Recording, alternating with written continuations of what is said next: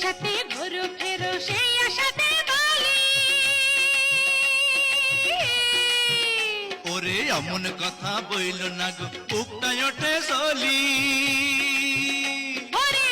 আগুন যদি জ্বলে বুকে নদীর পানি ঢাইল রে ওই গো তুমি যদি